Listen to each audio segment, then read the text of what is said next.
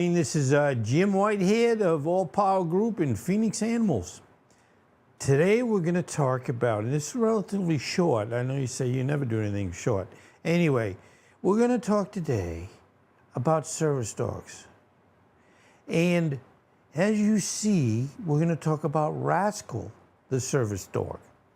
Now, I was in a supermarket yesterday, and a gentleman had this little dog. And as you see, it says service dog. Now, what we get into typically, and I don't want to have a stereotyped discussion in a sense, but you see many service dogs, and God bless them every day, because that's what they have to do all day, is in essence, take care of their owner, and in some cases, keep them alive, make sure they're safe. And what we're looking at, that's a typical service dog. And, it's like, if I said to you, think of a service dog, you would get into, and this is, by the way, a Labrador. And then, also you will see German Shepherds. And also, Golden Retrievers. So, the interesting thing, okay, this is Rascal the Service Dog. And, I was sitting, waiting to get a flu shot. When you get to be my age, you keep getting shots because you don't want to die. But, here we are. I was in Publix waiting for a flu shot. And this gentleman came up and sat next to me. And I said, wow, service dog. I said, can I pet your service dog? And generally speaking, you're not supposed to, because you don't want to take their attention away from what their main job is.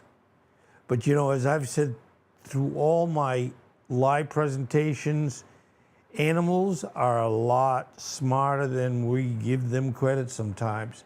So Rascal seeing me and me being able to pet him didn't have it where he's like, oh, I forgot what I'm doing here.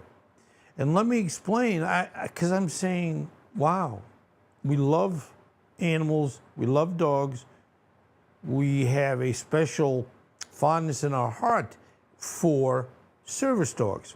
So I said to him, okay, this is a service dog. What actually does Rascal do? And he said, well, and he was what we call a chronic lung patient, COPD. And he had, unfortunately, in the Vietnam War, he had some Agent Orange, which, as we all know, was a very dangerous chemical back then.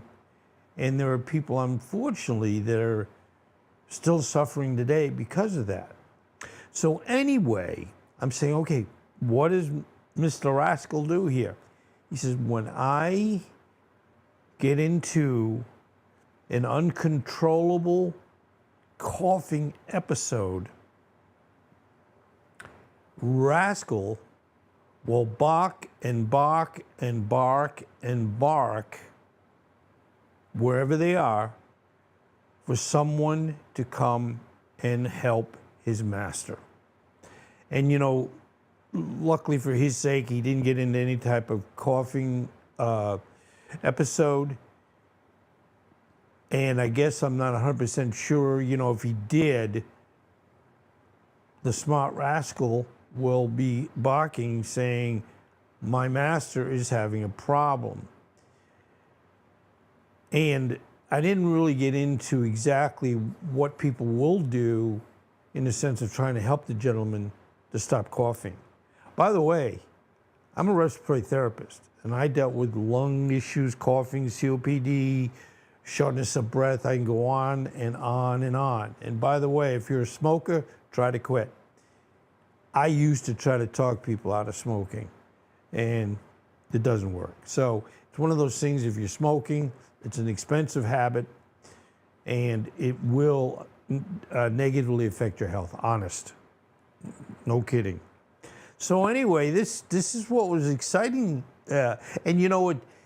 The neatest thing about YouTube, you can be anywhere and you see an opportunity that you're hoping that your followers, subscribers will think is interesting. So there you go. There's Rascal, and God bless all our service animals. Anyway, this is Jim Whitehead of Phoenix Animal. And again, it's still all Power Group, but you know, some good advice was, Jim, that confuses people in that you're an animal channel. I say animals all the time. So I added under All Power Group the name Phoenix Animal.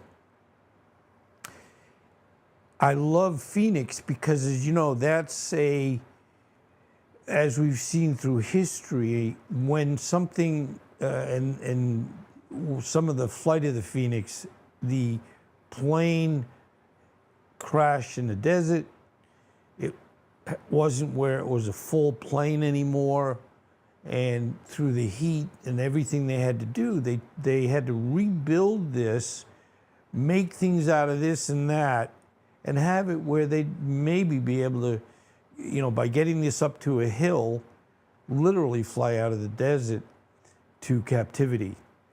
And that's why, you know, I like Phoenix Animal, because it's saying animals rising from obscurity to being prominent in our daily lives. Anyway, thank you very much. I hope you found this interesting. It's just the moral of the story is service dogs come in all sizes and breeds. So thank you, thank you, thank you. Have a good rest of the Saturday.